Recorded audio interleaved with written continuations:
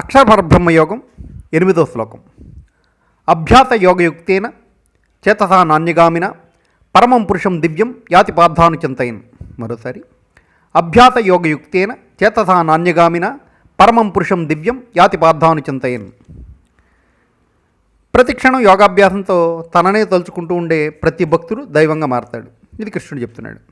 ఇది సాధ్యమా అంటే సాధ్యమే, సాధ్యం కాదు అంటే సాధ్యం కాదు. యోగాభ్యాసం అంటే యోగాసనాలు వేయడం, ప్రాణాయామం చేయడం కాదు. ప్రతి మనిషిలోనూ కొన్ని ప్రత్యేకమైన శక్తులు ఉన్నాయి. ఒక్కొక్కళ్ళకి వినికిడి శక్తి బాగా ఉంటుంది, విన్న శబ్దాన్ని బాగా గుర్తుంచుకోగలరు. వాళ్ళ కారు, బండి సందు చివర ఉండగానే గుర్తుపట్టి ఇది మనది కాదు అని చెప్పేయగలరు. కొంతమందికి రంగులు గుర్తుపెట్టుకునే శక్తి అధికంగా ఉంటుంది, కొందరికి శ్లోకాలు గుర్తుపెట్టుకునే శక్తి ఉంటుంది, కొంతమందికి సైన్స్, మ్యాథ్స్, ఫార్ములాలు గుర్తుపెట్టుకునే శక్తి ఉంటుంది, కొందరికి రోడ్లు గుర్తుపెట్టుకునే శక్తి, కొందరికి పేర్లు గుర్తుపెట్టుకునే శక్తి. ఇలా శక్తి రకరకాలుగా ఉంటుంది. ఈ శక్తులన్నీ భగవంతుడి రూపాలే అయినప్పటికీ వాటన్నిటికీ ఒకే ఆధారం, వాళ్ళ మెదడు.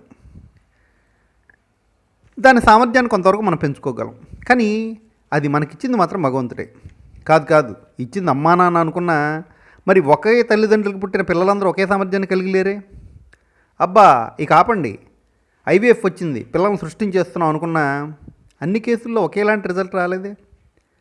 ఇలాంటప్పుడే ఒక్కటే మాట వస్తుంది పెద్దల నోటి నుంచి, దైవ సంకల్పం. దైవ సంకల్పం నీలో ఉండే ప్రతిభ కూడా ఉంది, నీ సామర్థ్యంలోనూ ఉంది. అలా అనుకోవడం మొదలు పెడితే నువ్వు యోగాభ్యాసం మొదలుపెట్టినట్టే. ఇంకా సులభ మార్గం ఏంటంటే, అమ్మని దైవం అని అందరూ ఒప్పుకుంటాం కదా, అది తొలిమెట్టు. వేదం అదే చెప్పింది, మాతృదేవోభవ, వెంటనే పితృదేవోభవ. అప్పుడప్పుడు కోప్పడినా, మనతో గొడవపడినా, అస్సలు మనకు నచ్చకపోయినా ఆయన దైవమే. నువ్వు వాళ్ళకి ఏం సేవకి చేయక్కర్లేదు, కేవలం వాళ్ళు గుర్తొచ్చినప్పుడల్లా వాళ్ళు దైవ స్వరూపాలే అని భావిస్తే చాలు.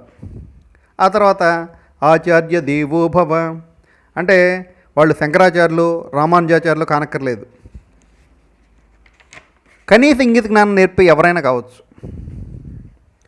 అభ్యాగతో స్వయం విష్ణు అన్న కాలం మారింది కాబట్టి కాసేపు అతిథిని పక్కన పెడదాం. నిద్ర లేచాం, అబ్బా సూర్యుడు వచ్చేసాడు, సూర్యభగవానుడు. గాలి బాగా వీస్తోంది, వాయుదేవుడు. పొయ్యి వెలిగించి వంట చేస్తున్నాం, అగ్నిదేవుడు.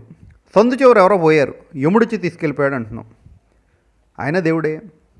ఎవరికో లాటరీ తగిలింది, వ్యాపారం వృద్ధి చెందింది, ఆయన్ని కుబేరుడు అంటున్నాం. ఎవరో మనకన్నా తెలివితేటలు ఎక్కువ చూపిస్తే హనుమంతుడి ముందు కుప్పిగంతులా అంటాం. ఇవన్నీ హిందూ పురాణాల నుంచి వచ్చాయనుకున్నా, ఏ మతస్థుడైనా ఏ కులస్థుడైనా ఉత్తరం తూర్పు కలిపే చోటుని ఈశాన్యం అనే పలుకుతున్నారు. పుట్టిన బిడ్డని చాట్లో పడుకోబెట్టినప్పుడు బ్రహ్మొచ్చి తల రాస్తాడు అంటున్నాం. అక్కడి నుంచి కాటికి పోయే చోట కాలభైరవుడు ఉంటాడు అంటున్నాం. అంటే పుట్టుక నుంచి చావు వరకు భగవంతుడు తలుస్తూనే ఉన్నాం, కానీ ఆయన మనతో ఉన్నాడు, మనలో ఉన్నాడు అన్న భావన మాత్రం అన్నిసార్లు కలగడం లేదు. ఇలా ప్రతి సందర్భంలోనూ కలిగితే చాలు, భక్తుడు పరమాత్మగా మారతాడు. ఇప్పుడు మనం చెప్పుకున్న అందరు దేవుళ్ళు, నువ్వు, నేను అన్నీ కలిపి పరమాత్మ అన్న భావన ఉంటే చాలు, అదే యోగాభ్యాసం.